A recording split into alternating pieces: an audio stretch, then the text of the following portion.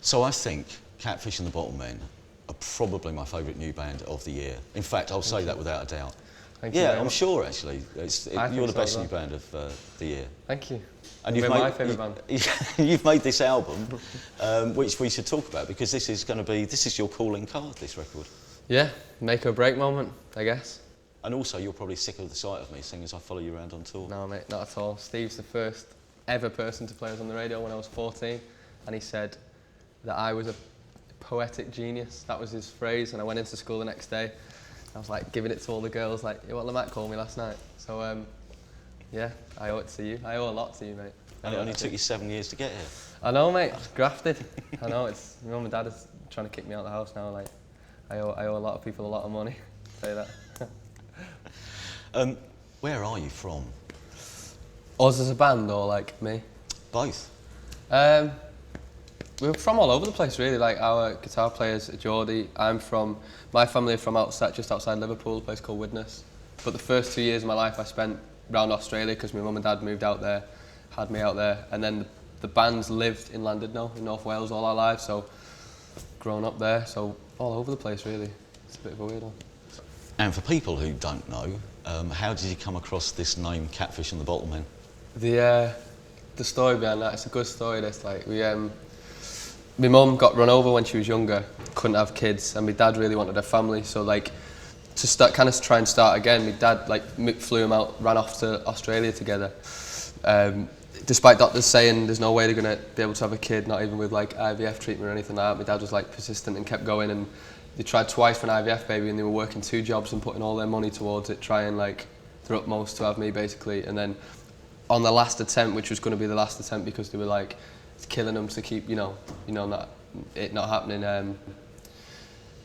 They went for it, and then I popped out. Like, I just scored the World Cup final winner, and then we just kind of travelled around Australia for like 2 years, just in the back of the car. And my first memory of music was being sat outside this cafe as like a nipper, and there was a guy playing like a wine bottle, like a fishing line with wine bottles on it. It was called Catfish the Bottlemen. So I thought it'd be an apt thing to call the band after it being my first recollection of music, really.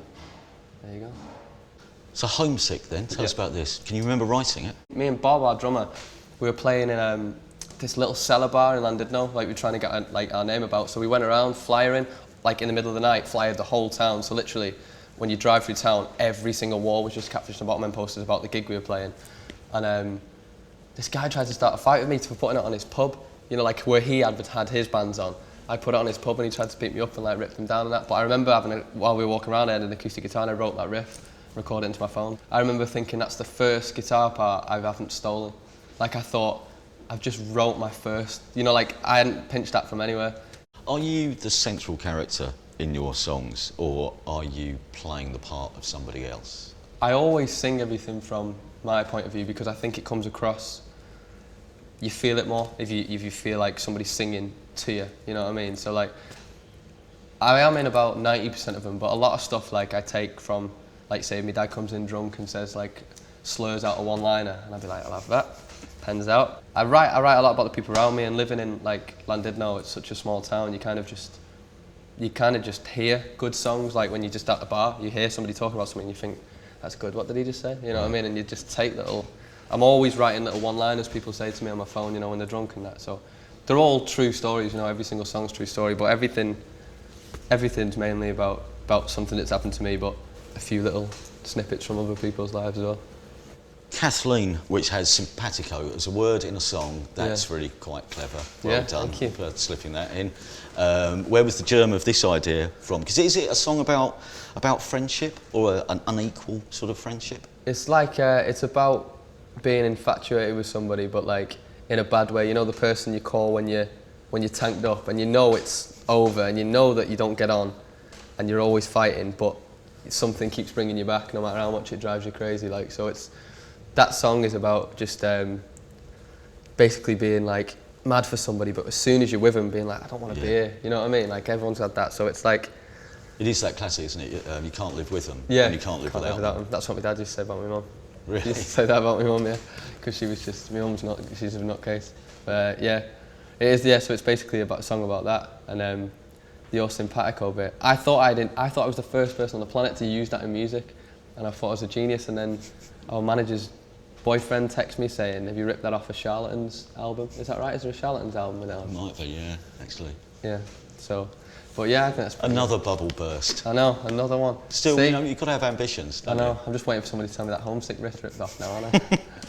Cocoon, tell us about this. I mean, it's got a really big start to it, isn't it? But and again, there's a sort of element of it being a song about love, but it's a clumsy sort of love. Yeah, it's a very affectionate song, though. Yeah. Well, that's the start of that's Bartender and the Thief, innit? Stole that off the Stereophonics.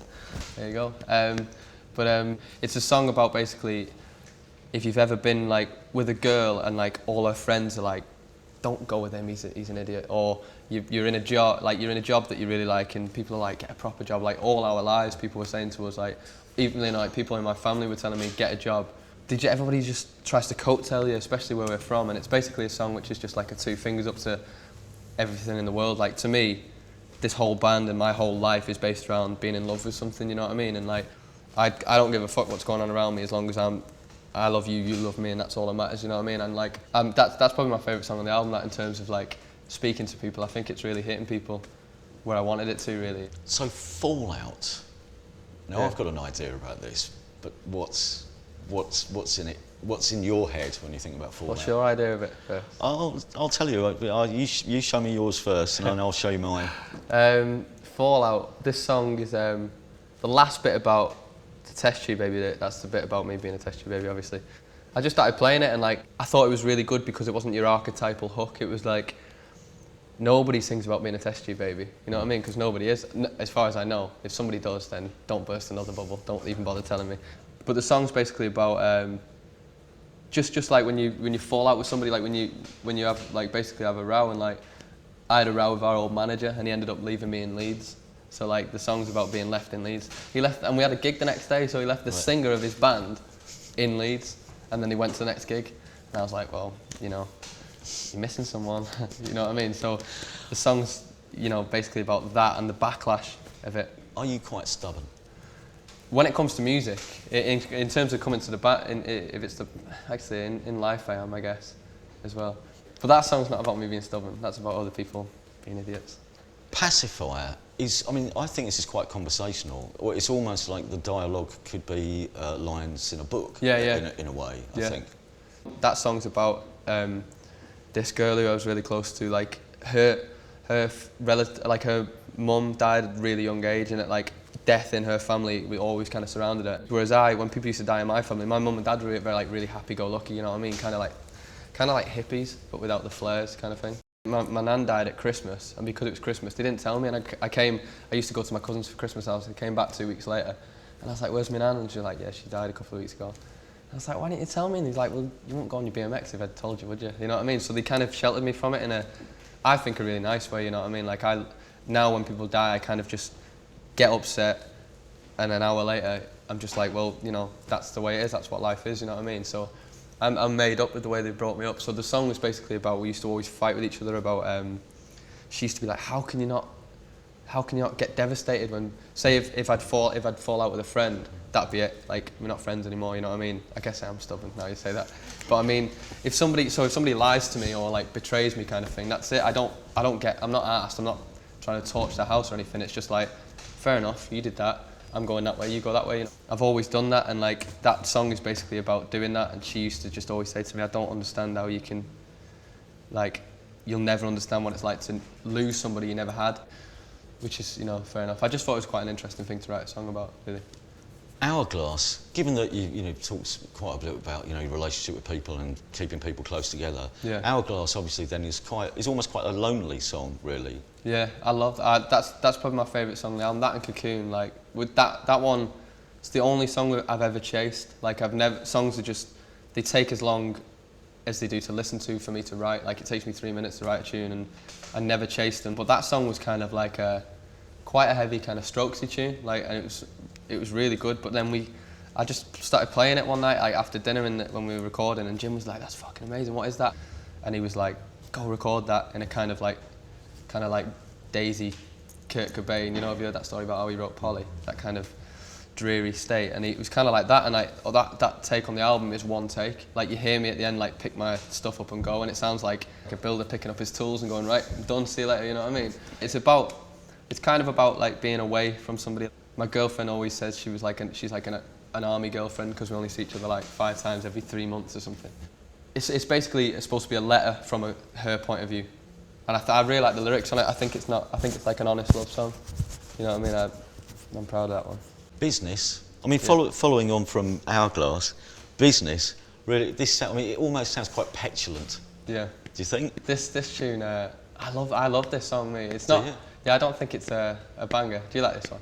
I quite like it, yeah. But it's a strange version of you, because I don't imagine you feeling sorry for yourself or having a bit of a strop on. Well, that song like is about people in uni. Like, I went up to stay with my girlfriend in uni, and like all like we're just like normal people, but all the people in uni, like the people we were surrounded by, I don't know if this is the same for everybody who goes to uni, but when you see people sellotaping cans of beer together and then putting a hole in them and drinking them all at the same time, you're like, what are you fucking doing, man? Just drink out of a glass, stop being a weirdo, you know what I mean? So I used to just, when she'd have all parties and that, I'd be like, I'm sitting in the fucking bedroom, and I just went in there and used to sit in there and write tunes about like them being a bit strange. Well, I like the line, your friends can do one. Yeah, your friends can fucking do one.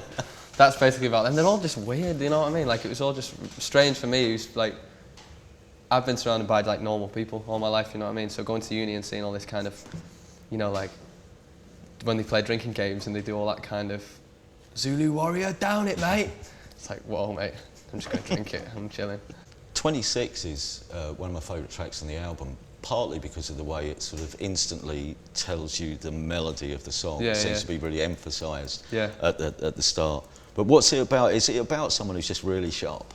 That's about this girl I fancied when I was like 17, and she was 26 and she didn't look 26. And I used to go to all the same parties as her and stuff. She used to always show up at parties, and I used to be like, who is that? And she used to sing and like play songs, and like I completely fell in love with her. Like, and she like refused to go out with me because I was so young. And I was like, but I could be the best man you'll ever meet, you know what I mean? It doesn't matter how old I am, but yeah, she refused to go out with me, so it's about her being 26 and like me lusting for her. Tell us a little bit more about Rango. I mean, it's a bit like 26. It really comes out of the trap. Yeah. But you know, again, you know, from my point of view, I can have a wild guess at the fact that it's about a girl, you know, weaving her mysterious charms. It's the spider and the web. Yeah, yeah. Well, that's just about like, that was my first ever girlfriend in school. That's about, and because we lived in such a small town, your business would be everywhere, you know what I mean? And it'd all be twisted. And when we split up, it was because somebody else had told us stuff about us, and it was like, which wasn't true, and she found out it wasn't true in that, but we'd already split up by this point, and it was basically a song about trying to get out of like Llandudno and trying to get away from home. And then the only reason I'd ever come back to it is to get her. I think I was like 16 when I wrote it, and I was trying to win her back and that, and I'd not long been writing songs. She was like, that song's shit, that's horrible. And she was like, no interest in coming back, and then it got on the radio and she was like, oh, that's really sweet, I want you back. And I was like, nah. It's just like a naive kind of love song, you know what I mean? The whole album's pretty much about girls and trying to escape a small town, because when I was, from the age up until I was 21, that's all I had, you know what I mean? Like when.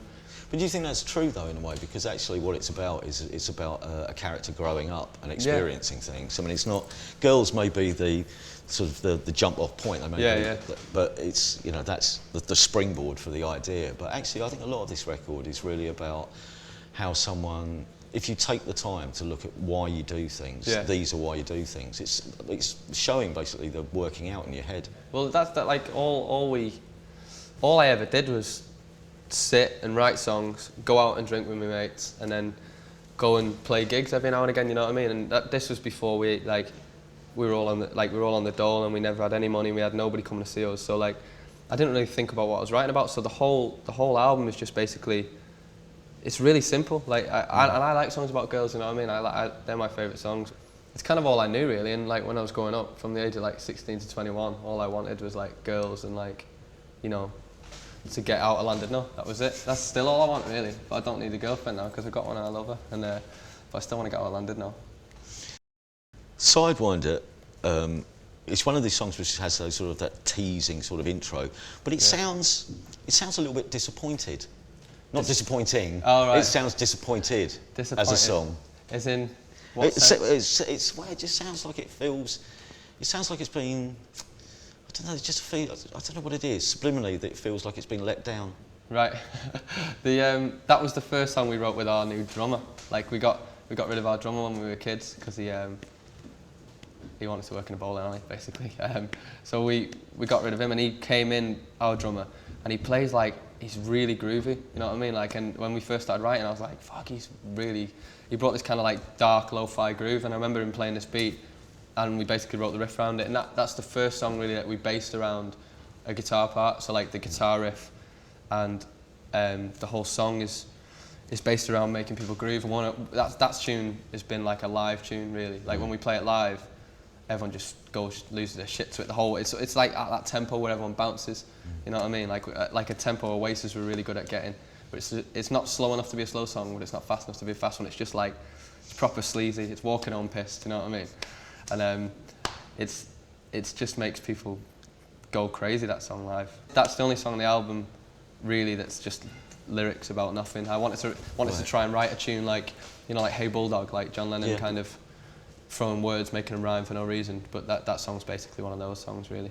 Tyrants. The thing about Tyrants is almost the way that with some of your songs, the here comes all the power. Yeah. But this is just unleashed at different points. Yeah. It's got that sort of tension in it, and you know it's going to go at some point, and then it does. Yeah. But then it's not actually. No, we haven't got to finale yet. Yeah. It's a bit of a.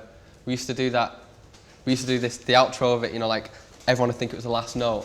And then we give it the old, we're Catfish and the Bottlemen. Hope you've enjoyed it, to like a pub in Wakefield full of nobodies, and like literally not nobodies as in new shit people, as in no one was there. And like, we give it the old like, thank you for having us Wakefield. It was just one of those big moments. Like I like bands ending in that kind of way. But yeah, the song is just me thinking I'm Paul McCartney in it, trying to be doing a band on the run. Like I think it goes like verse, bridge, verse. It's got like, the song's all over the place. It's got like 10 different parts in it. It's a bit of a strange one, but it's the one we end on. It's the one we've always ended on since we were babies. So like, it had to be on the album. And I think it ends the album well, and like the way it ends on the album, I told Jim to just like snip it so it sounded like the record had broke, and then everyone we played it to, like the whole album, listens to the whole album, we sit there waiting for them to come in, and they're like, the end of this one's broke, like the CD's fucked. Like it stops at the end, and I was like, that's how it's supposed to be. I thought that was quite a funny thing, so I kept that in, and Jim hated that. He's like, you can't end an album like that. And I was like, why not? He's like, nobody does that. And I was like, exactly. Good. Sweet. Let's get Steve down to his taxi before she goes. Cool. Steve, sorry, thanks, I've got to go and do some radio. That's all right, mate. Thank you, that was very good, mate, very easy.